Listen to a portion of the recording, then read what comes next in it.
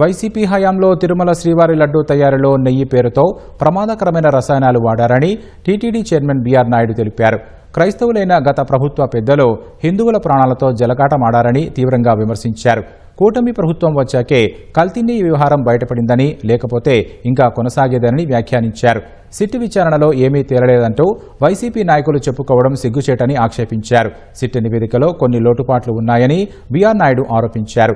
CBI ఇప్పుడు వేసింది supplementary ఛార్జిషీటేనన్న అయినా ఇంకో ఛార్జిషీట్ వేసే అవకాశం ఉందని తెలిపారు. అందులోనైనా అసలు నిందితుల పేర్లు చేర్చాలని డిమాండ్ చేశారు. చిన్నప్పను ఖాతా నుంచి కోట్లాది రూపాయలు ఎవరి ఖాతాలకు వెళ్లాయనేది దర్యాప్తు చేయాలని కోరారు.